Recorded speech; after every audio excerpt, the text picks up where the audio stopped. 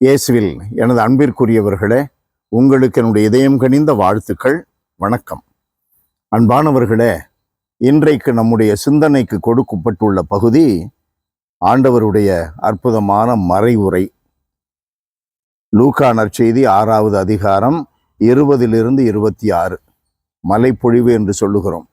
சமவெளியில் இறங்கி வந்து தன்னுடைய சீடர்கள், திரளான மக்கள் கூடியிருந்த இடத்தில் அவர்களுக்கு போதிக்கிறார். இந்த 8 பேறுகளை குறித்து சொல்லுகிறார்.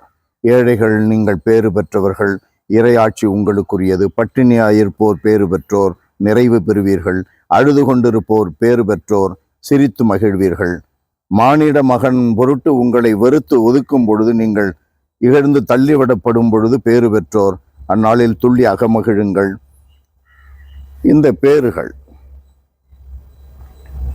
இந்த பேறுகள் நமக்கு என்ன சொல்லிக் கொடுக்கின்றன என்றால், கடவுள் மீது நம்பிக்கை வைப்பவர்கள் பெறுகின்ற பேறுகள், கடவுள் மீது நம்பிக்கை இல்லாது மனிதன் மீது, செல்வத்தின் மீது, உலகின் மீது நம்பிக்கை வைக்கின்றவர்கள் பெற்றுக்கொள்ளுகின்ற சாபங்கள். அதுதான் இந்த மறைவுரையிலே நமக்கு கொடுக்கப்பட்டுள்ளது. கடவுளை நம்பினால் நமக்கு மகிழ்ச்சி உண்டு, ஆறுதல் உண்டு, நமக்கு விண்ணரசு உண்டு.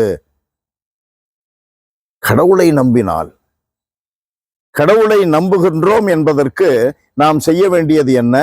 நீதிக்காக பாடுபட வேண்டும், குரல் எழுப்ப வேண்டும், பசித்தவர்களுடைய வயிற்று பசியை தீர்க்க வேண்டும், இல்லாதவர்களோடு பகிர்ந்து கொள்ள வேண்டும். நம்மிடம் பணம், செல்வம் இதையே மிகுந்த ஆவலோடு தேடக்கூடாது. அவைகளுக்காகவே ஆளாய் பறக்கக்கூடாது. அது கிடைக்கும், உழைத்தால் கிடைக்கும். கடவுள் அவருடைய பாதத்திலே நாம் இருந்து விட்டால் நமக்கு தேவையானது கிடைக்கும். கடவுளுடைய பராமரிப்பிலே நம்பிக்கை வேண்டும். கடவுளுடைய பராமரிப்பிலே நம்பிக்கை வேண்டும். Relying on the providence of God.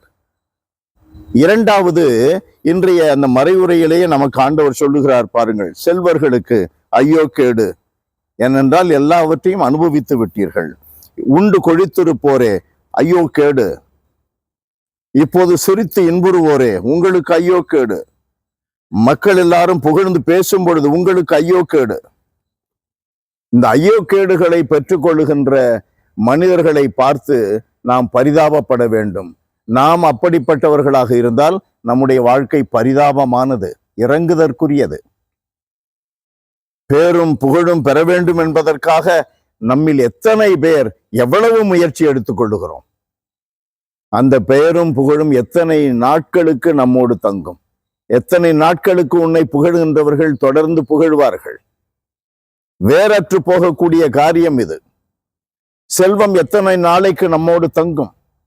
செல்வம் இருந்தால் எந்த வேளையில் ரெய்டு வரும் என்று தெரியாது, திருட்டு போகும் என்று தெரியாது, எந்த வேளையில் அதை செயல்படுத்த முடியாமல், செலவிட முடியாமல் நாம் தவிக்க போகிறோம் என்று தெரியாது. கடவுளை நம்புங்கள், எப்பொழுதும் அவர் நம்மோடு இருக்கிறார். செல்வம் எப்பொழுதும் நம்மோடு இருக்காது. இப்பொழுது சிரிப்பவர்களே, ஆண்டவர் சொல்லுகிறார் உங்களுக்கு ஐயோ கேடு. சாதாரண சிரிப்பு இல்லை, அந்த மகிழ்ச்சியை சொல்லல. மகிழ்ச்சி என்பது தூயாவினுடைய கனி, சந்தோஷம். பிரியாணி சாப்பிடுறதுனால சந்தோஷம், பர்ஃப்யூம் அடிச்சுக்கிறதுனால சந்தோஷம், குடிப்பதனால சந்தோஷம். இவைகள் எல்லாம் எவ்வளவு நேரத்திற்கு இருக்கும்? வேறற்று போகும். சந்தோஷம் மனிதர்களால் ஏற்படுத்தப்படக்கூடியது, மகிழ்ச்சி தூய ஆவியினால் கொடுக்கப்படக்கூடியது. எல்லாம் வல்லவரே எங்கள் இறைவா, உம்மை போற்றி புகழுகிறோம். ஆண்டவரே, எங்களுடைய அன்றாட வாழ்க்கையில் மிக கவனமாக இருந்து, ஒவ்வொரு நொடிப்பொழுதும் கூட கவனமாக இருந்து, நாங்கள் உம்மை நம்பி உம்மை சார்ந்து வாழ்வதில் எப்பொழுதும் கூர்மையான ஞானம் உள்ளவர்களாக வாழ அருள்தார். எந்த நெருக்கடியான சூழல்களிலும் கூட ஆண்டவரே, நாங்கள் உலகையோ செல்வத்தையோ மனிதர்களையோ முற்றிலுமாக சார்ந்து வாழுகின்ற ஐயோ கேடு பகுதிகளில் நாங்கள் நுழையாமல் இருக்க எங்களுக்கு வரம் தார். இயேசுவின் நாமத்தில் ஜெபிக்கிறோம் பிதாவே. ஆமென், ஆமென்.